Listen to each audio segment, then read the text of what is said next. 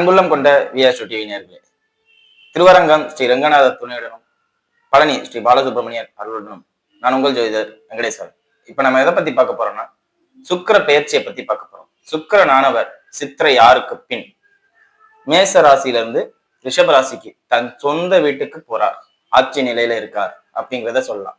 இந்த அமைப்பானது எந்த மாதிரியான மாற்றங்களை பொதுவா தரும்னு பார்த்தா, டெக்னாலஜி ரிலேட்டடா வளர்ச்சி. ஏன்னா சுக்கரனாவே நம்ம யூஸ் பண்ற செல்லுல இருந்து, ஆக்சசைஸ்ல இருந்து, ஏசில இருந்து, இந்த மாதிரி நம்ம மனுஷனை சௌரியமா வச்சுக்கிற அனைத்து விஷயங்களுமே சுக்கிரனை தான் குறிக்கும் அப்படிம்பாங்க. சோ இது சம்பந்தப்பட்ட விஷயங்கள்ல நல்ல முன்னேற்றத்தை காணலாம். நாடு ரீதியாவே சொல்லணும்னா ஐடி துறை, குறிப்பா ஐடியால தான் நம்ம எல்லாமே இருக்கோம் அப்படிங்கிற மாதிரி சொல்றாங்க. சோ அந்த ஃபீல்டுல இருக்கிறவங்களுக்கு சூப்பரா இருக்கும். நிறைய இப்போ யூடியூப் வீடியோல எல்லாம் பார்ப்போம், இந்த வேலை போக போகுது, ஏஐ வந்தனால அதாக போகுது இதாக போகுது அப்படின்ட்டு. அந்த பயம்லாம் இல்லை. புதிய வேலை முயற்சிகளும் உருவாகும், புதிய புதிய வேலை திட்டங்களும் கிடைக்கும் அப்படிங்கிறத சொல்லலாம். சரிங்களா? அதே மாதிரி நகை விற்பனையாளர்களுக்கு நல்ல முதலீடு கிடைக்கும். நல்ல முதலீடு கிடைக்கும்னா என்ன? ஒண்ணு, தங்கத்தோட விலை ஏறும், இல்லையா தங்கத்தோட விலை இறங்குறனால மக்கள் அதை அதிகமா வாங்குவாங்க அப்படிம்பாங்களா. சித்திரை 6க்கு பின் இதெல்லாம் நடக்கும், நீங்க பார்க்கலாம். அதாவது தங்கத்தோட விலை 1க்கு 2 ஏறி போகும். இப்படி ஏறினாலும் அவங்களுக்கு லாபம் தான், இல்லையா? தங்கத்தோட விலை இறங்கினால திரும்பி எப்படி இதை நம்ம வாங்குறது அப்படின்னு மக்கள் ஆர்வப்பட்டு வேகமா வாங்குவாங்க. சோ சுக்கிரன் ஆச்சுங்கிறனால எல்லார்ட்டையும் நகை இருக்கணுங்கிற அமைப்பு இருக்கிறனால, நான் 2வதா சொன்னேன் பாத்தியா, தங்கத்தோட விலை இறங்குறதுனால வருமானம், அந்த அமைப்பை கொடுக்கும் அப்படிங்கிறத சொல்லலாம். சரிங்களா? சோ இந்த மாதிரியான மாற்றங்கள் கிடைக்கும் அப்படிங்கிறத சொல்லலாம். அதே மாதிரி வசதி வாய்ப்புகள் நிறைய உருவாகிற மாதிரி அமைப்புகள் அனைவரோட வீட்டிலும் நடக்கும். காரணம் என்ன? சுக்கிரன்ங்கிறனால திருமண அமைப்பு, திருமணம் சம்பந்தப்பட்ட விஷயங்கள் எல்லாமே பொதுவா அதிகமா நடக்கும், அதிகப்படியான மகிழ்ச்சிகரமான விஷயங்கள் நடக்கும் அப்படிங்கிறத சொல்லலாம். சரிங்களா? இது பொது பலன். இந்த மாசத்துக்கு எல்லாருக்கும் எப்படி இருக்கும், இன்னும் குறிப்பா சொன்னா அந்த சுக்கிர பயிற்சியில எப்படி இருக்கும் அப்படிங்கிறத பத்தி. இப்ப வாங்க 12 ராசிகளுக்கும் எப்படி இருக்கும் அப்படிங்கிறத பார்ப்போம். மகர ராசி என்பர்களே, ராசிக்கு 3ஆம் இடத்தில் சனி பகவானின் சஞ்சாரம், ராசிக்கு 5ஆம் இடத்தில் சுக்கிர பகவானோட சஞ்சாரமும் எந்த மாதிரியான பலன்கள் இருக்கும்? குறிப்பா குழந்தைகள் சம்பந்தப்பட்ட விஷயங்கள்ல உங்களுக்கு ஆதாயமான விஷயமா, பாதகமான விஷயமா? இப்போ உதாரணத்துக்கு, இப்போ உங்க குழந்தைகள் 10th 12th எக்ஸாம் எழுதிருக்கலாம், இதனால உங்களுக்கு பேரும் புகழும் கிடைக்குமா, இல்ல அவப்பேர் கிடைக்குமா அப்படிங்கிறத பத்தி பார்த்தோம்னா, 5ஆம் அதிபதி ஆட்சி அப்படிங்கும் போது கண்டிப்பா பேரும் புகழும் கிடைக்கும் அப்படிங்கிறத சொல்லலாம். ஆனால் 8ஆம் அதிபதி உச்சம் அப்படிங்கிறத மறக்கக்கூடாது. ஒரு அசிங்கம் இருக்கும், ஒரு சங்கட்டம் இருக்கும். அவங்க சந்தோஷமா இருப்பாங்க. அவங்க வேணா 5ஆம் இடத்துல தான் சுக்கிரன் ஆச்சு. அப்ப அவங்க குழந்தைகள் சந்தோஷமா இருக்காங்க. அவங்க படிச்சதுக்கு அவங்க மார்க் எடுத்துட்டாங்க, அந்த மார்க்கால உங்களுக்கு பிரயோஜனம் உண்டான்னு கேட்டா இல்ல அப்படிங்கிற மாதிரி உள்ள சூழ்நிலைகள் வரும். சரிங்களா? அதே மாதிரி 10ஆம் இடத்துல சூரியன், உச்ச சூரியன் தொடர்பு கொள்றாங்க. இந்த அமைப்பு உண்மையிலே ஒரு நல்ல அமைப்பு தான். தொழில் சூப்பரா இருக்கும். இது உங்களுக்கு எந்த மாதிரியான பெனிஃபிட்டை கொடுக்கும்னா, தொழில் துறையில வேணா 10ஆம் அதிபதி ஆச்சு, 10ஆம் இடத்தை உச்ச சூரியன் தொடர்பு கொள்றாரு, குரு பார்க்கிறாரு. ஸோ தொழில மதிப்பு, மரியாதை, கௌரவம், ரொம்ப நாள் கழிச்சு ஒரு நல்ல விஷயம், தொழில முன்னேற்றம் இருக்கிறதையும் நல்லபடியா பேசிக்கிட்டு இருக்கேன், நல்லா இருக்கு அப்படிங்கிற மாதிரி உள்ள அமைப்புகளையும் பார்க்கலாம் அப்படிங்கிறத சொல்லலாம். சரிங்களா? செவ்வாய் பகவானும் சனி பகவானும் சேர்ந்திருக்காங்க, ராசி அதிபதியும் செவ்வாயும் சேர்றாங்க. தாயாருடைய உடல்நிலை நல்லா இருக்கிற மாதிரி இருக்கும், ஆனா உறுதியா நம்பாதீங்க. அவங்களுக்கு உடல்நல பாதிப்பு கண்டிப்பா வரும். 4ஆம் இடத்துல சூரியன் உச்சமா இருக்கு, அப்ப தாய்க்கு எந்த பாதிப்பும் இல்லைன்னு மட்டும் நினைக்காதீங்க, ஏதோ ஒரு சிக்கல் உருவாக்கும். அதே மாதிரி பூமி சம்பந்தப்பட்ட அமைப்புகளையும் நிறைய பாதிப்புகளை தரும் அப்படிங்கிறத சொல்லலாம். ஏன்னா செவ்வாய் சனியோட சேர்றார், அப்ப அந்த 4ஆம் இடத்துக்கு பாதிப்பு அப்படிங்கிறது அமைப்பு. 1ஆம் பாவத்துக்கு 4ஆம் இடத்தால வலிமை அதிகம் அப்படிங்கிறதையும் சொல்லணும். ஏன்னா தாயாராலேயோ சொத்தாலேயோ ஏதோ ஒரு பேரும் புகழும் கம்பீரமும் தோற்றமும் கிடைக்கும், அதுல எந்த மாற்றமும் இல்லை. ஆனா அங்க ஒரு பிரச்சனை, அதை பாதிச்சிருச்சு, அந்த பூமி பாதிச்சிருச்சு, அந்த தாய்ங்கிற கிரகம் பாதிச்சிருச்சு, வண்டிங்கிறது பாதிச்சிருச்சு அப்படிங்கிறத கொடுக்கும். மூத்த சகோதர வழியில நிறைய பிரச்சனைகள் வரும். இல்லீகல் அஃபேர்ஸ் யாரும் வச்சிருந்தீங்கன்னா அதனால பல பல பிரச்சனைகள்லாம் வரும். 2ஆம் இடத்துல இருக்கிற ராகு இப்பதான் உங்களுக்கு சாதகமற்ற தன்மையை கொடுப்பாரு அப்படிங்கிறத சொல்லலாம். சரிங்களா? மற்றபடி எந்த ஒரு பாதிப்பும் இல்லை.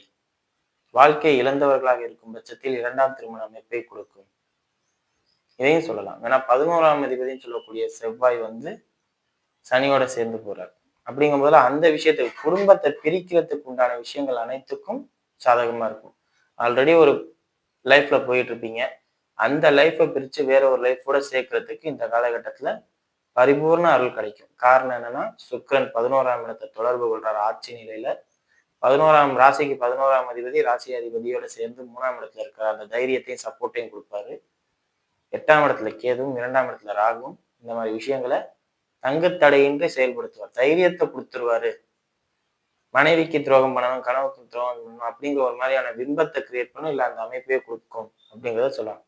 ஸோ இந்த செவ்வாய் சனி பிரிவு வரையும் தேவையற்ற சிந்தனைகளுக்கு போக வேண்டாம். குடும்ப வாழ்க்கையை பொறுத்தவரையும் தேவையற்ற சிந்தனைகளுக்கு, தேவையற்ற விதந்தாவாதங்களுக்கு போக வேண்டாம் அப்படிங்கிறத சொல்லலாம்.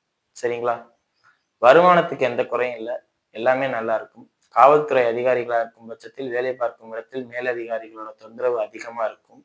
அதே மாதிரி இபி ரிலேட்டடா இருக்கிறவங்களுக்கும் கொஞ்சம் கவனமா பார்த்துக்கணும். கட்டுமான பணியில இருக்கிறவங்க ரொம்ப ரொம்ப ஜாக்கிரதையா வேலை பார்க்கணும். அடிப்படை தொழிலாளிகளா இருப்பாங்கல்ல, அவங்கெல்லாம் ரொம்ப கவனமா வேலை பார்க்குற இடத்துல வேலை பார்க்கணும். இல்லாட்டி ஏதாவது தலையில அடிபடுறது, ரத்த காயம் ஏற்படுறது, இந்த மாதிரி விஷயங்கள்லாம் நடக்கும். அதெல்லாம் கொஞ்சம் கவனமா இருந்துக்கணும். இந்த காலகட்டத்துல முதலாளிகள் நல்லா இருப்பாங்க, தொழிலாளிகள் கொஞ்சம் கவனமா இருக்கணும் அப்படிங்கிறத சொல்லணும். சரிங்களா? இப்போ அவங்க நட்சத்திர ரீதியான பலன்களை பார்ப்போம். உத்திராட நட்சத்திரக்காரர்கள். உத்திராட நட்சத்திரக்காரர்களை பொறுத்தவரையும் சூரியன் உச்சமாயிட்டாரு, சனி 3ஆம் இடத்துல இருக்காரு. ஸோ இது பிளஸ் தான். ஒரே ஒரு விஷயம் மட்டும்தான், கௌரவம். நான் இப்பேற்பட்ட பரம்பரையில பிறந்தேன், நான் இப்படிப்பட்ட ஆளு, அப்படிப்பட்ட ஆளு அப்படிங்கிற ஒரு பாய பிம்பம் தான் உங்களை கவுக்கும். வேற எதுவும் உங்களை கவுக்காது. இந்த ஒரு பெரிய ஆளு, இவருக்கு எல்லாமே தெரியும் அப்படின்னு யாராவது சொல்லிட்டு வராங்கன்னா, அவங்க சொல்லிட்டு வர்றதே உங்களை கவுக்குறதுக்கு தான் அப்படிங்கிறத தெரிஞ்சுக்கங்க. அனாவசியமான விஷயங்களை யார்கிட்டையும் பேச வேண்டாம். அனாவசியமான விஷயங்களை யார்கிட்டையும் வாக்குறுதிகள் கொடுக்க வேண்டாம். அதே மாதிரி இந்த சொன்னேன் பார்த்தீங்களா, இல்லீகல் அஃபேர்ஸ் கிரியேட் ஆகும், கணவன் மனைவி பிரச்சனை வரும், மனைவிக்கு துரோகம் பண்றது, கணவனுக்கு துரோகம் பண்றது, அந்த மாதிரி சூழ்நிலைகள்லாம் வரும். அதெல்லாம் உங்களுக்கு தான். கொஞ்சம் கவனமா இருங்க. தாயாருடைய உடல்நிலை தேறி வரும். பூமி சம்பந்தப்பட்ட அமைப்புகள் கிடைக்குதோ இல்லையோ, வாகனங்கள் சம்பந்தப்பட்ட அமைப்புகள்ல நல்ல முன்னேற்றத்தை பார்க்கலாம் அப்படிங்கிறத சொல்லலாம். அதே மாதிரி ஜுவல்ஸ் நீங்க வாங்குவீங்க. 5ஆம் இடத்துல சுக்கிரன் ஆட்சியா இருக்கிறது வந்து சூரியனுக்கு தான் பலம். வேணா ஜுவல்ஸ் வாங்கி கழுத்துல போட்டுக்கிறது, யாருக்காவது ஜுவல்ஸ் ப்ரெசென்ட் பண்றது, இந்த மாதிரி விஷயங்கள்லாம் நடக்கும். ஸோ இதெல்லாம் அவங்களுக்கு ப்ளஸ். இந்த காலகட்டத்தில் வருமானத்தை நோக்கி போவதில் ப்ளஸ். அதே மாதிரி குடும்பத்துல சந்தோஷம் வருது, ரொமான்டிக்கா இருக்கிறது, வேற யாரோடையாது இந்த மாதிரி, அதாவது மனைவியோட கொஞ்சம் பத்தாத மாதிரி. வேணா கேது வந்து 7க்கு நெருங்கிக்கிட்டு இருக்காரு, ராகு வந்து ராசிக்கு வந்துகிட்டு இருக்காரு. அப்ப நீங்க ஒரு ஏமாத்துறவர் உங்க கணவரோ மனைவியை ஏமாத்துட்டாரு அப்படிங்கிற மாதிரி ஒரு பேர் உங்க மேல விழுக்கணும். இது எந்த நட்சத்திரமா இருந்தாலும் பொருந்தி வந்துடும், ராகு உள்ள வராருனாவே. ஸோ சூரியனோட நட்சத்திரமா இருக்கிற நீங்க அது தப்பு பண்ண மாட்டீங்க, பட் ஆனா தப்பு பண்றதுக்கு உண்டான பிம்பங்களை கிரியேட் பண்ணும் அப்படிங்கிறத சொல்லலாம். கவனமா இருங்க. வாக்குறுதிகள் கொடுக்கறதுல ரொம்ப ரொம்ப கவனம். தேவையற்ற சண்டைகளை தவிர்த்துக்கிறது நல்லது. மனைவியிடம் முடிஞ்ச அளவுக்கு அமைதியா இருக்கிறது, கணவனிடம் முடிஞ்ச அளவுக்கு அமைதியா இருக்கிறது நல்லது. சரிங்களா? அடுத்தது திருவோண நட்சத்திரக்காரர்கள். திருவோண நட்சத்திரக்காரர்களை பொறுத்தவரையும் நேரத்துக்கு ஒரு புத்தி, நேரத்துக்கு ஒரு பேச்சு, நேரத்துக்கு ஒரு சிந்தனை, நேரத்துக்கு ஒரு செயல்பாடு அப்படின்னு போயிடுவீங்க. இது அதிகமா நேரத்துக்கு ஒரு செயல்பாடு அப்படிங்கிறவங்க தான் அதிகம். இங்க ஒரு வேலையை பார்ப்பாங்க, அங்கே ஒரு வேலையை பார்ப்பாங்க, எந்த வேலையும் உருப்படியா பார்த்துருக்க மாட்டாங்க. அதே மாதிரி பாதங்கள், சுகர் பேஷண்டா இருந்தீங்கன்னா தயவு செஞ்சு பாதங்களா கொஞ்சம் கவனமா பார்த்துக்கோங்க. 12ஆம் இடத்தை குரு பார்க்குறாரு. குரு வந்து உங்களை கெடுக்கிறவர் கிடையாது, ஆனா இந்த காலகட்டத்துல கெடுக்கிற தன்மை இருக்கு.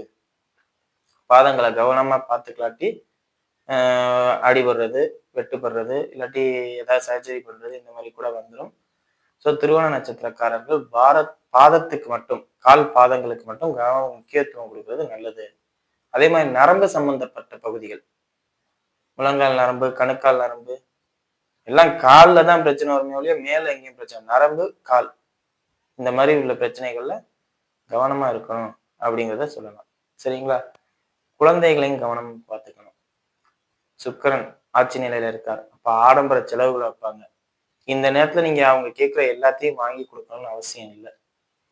தப்பான பொருளை கேட்கறாங்க, நீங்க வாங்கி கொடுத்து வேடிக்கை பார்ப்பீங்களா? தப்பு தானே அதுவே. கண்ட்ரோல் பண்ண கத்துக்குங்க. அவங்க கேட்கறத கொடுங்க, வாங்கி கொடுங்க. ஆனா எதுக்கு, ஏன், எப்படி அப்படிங்கிறத பார்த்துக்கிட்டு கொடுங்க.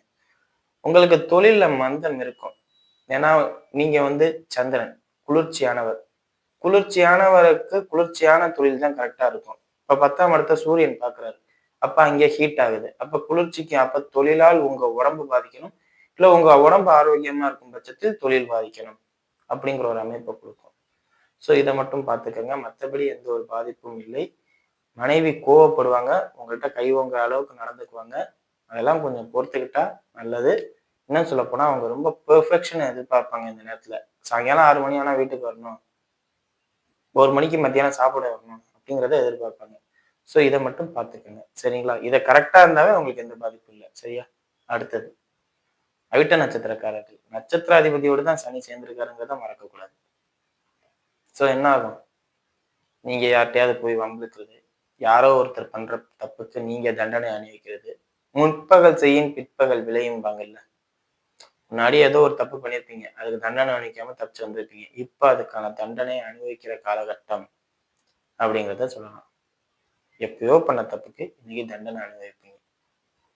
ஸோ முடிஞ்ச அளவுக்கு ஃப்ரீயா இருக்க பழகிக்கங்க. சோசியலைஸ்டா இருக்க பழகிக்கங்க. பேச கத்துக்கங்க. ஏன்னா புதன் நீச்சமா வேற இருக்கு. அந்த புதனும் நீச்ச புதனும் செவ்வாய் தொடர்பு இருக்கனால பேச கத்துக்கணும் நீங்க. உங்களுக்கு பேசவே தெரியாது. செயல்பாடு தான் வரும். கத்தி எடுத்து குத்த தெரியுமே ஒழிய, அமைதியா உட்கார்ந்து பேச தெரியாது. ஸோ பேச கத்துக்கிட்டீங்கன்னாவே, பாதி பிரச்சனை உங்களுக்கு தெளிவாயிரும் அப்படிங்கிறத சொல்லலாம். சரிங்களா? உடன் பிறந்த சகோதர சகோதரிகளிடம் தேவையில்லாத வாக்குவாதம், சண்டை, பிரச்சனை வச்சுக்க வேண்டாம் அவிட்ட நட்சத்திரக்காரர்கள். கண்டிப்பா உங்களுக்கு அடுத்து பிறந்தவங்க இருந்தாங்கன்னா, அவங்கள ஒரு வழி பண்ணிருவீங்க இந்த காலகட்டத்துல. வச்சு செஞ்சுருவீங்க. ஸோ அந்த அமைப்புகள் கொஞ்சம் வலுவாவே இருக்கு. ஏன்னா 3ஆம் இடத்துல தானே சனி, செவ்வாய் சேருது. அத பார்த்துக்கங்க. லெட்டர் சம்பந்தப்பட்ட அமைப்புகளாலயோ, இமெயில் சம்பந்தப்பட்ட அமைப்புகளாலயோ, இல்ல பதிவு பெற்ற ஒரு டாக்குமெண்டேஷன் பொதுவா டாக்குமெண்டேஷன். அந்த டாக்குமெண்டேஷன்னால ஏதோ ஒரு பாதிப்பு வரும். இல்ல உங்கள ரெக்கார்ட் பண்ணி வச்சிருக்காங்க அப்படிங்கிறதுனால பாதிப்புகள். இந்த மாரி விஷயங்கள்லாம் வரும். ஸோ இதெல்லாம் ரொம்ப ரொம்ப கவனமா பார்த்துக்கங்க. ஆஃபீஸ் எம்ப்ளாயியா இருக்கும் பட்சத்தில் உங்க என்ட்ரி கரெக்ட்டா உழுவுதான்னு செக் பண்ணிக்கங்க. உங்களுக்கு வேலை சம்பந்தப்பட்ட அமைப்புகள் நல்லா இருந்தாலுமே, இந்த காலகட்டத்தில என்ட்ரி சம்பந்தப்பட்ட விஷயங்கள் பாதிப்பு.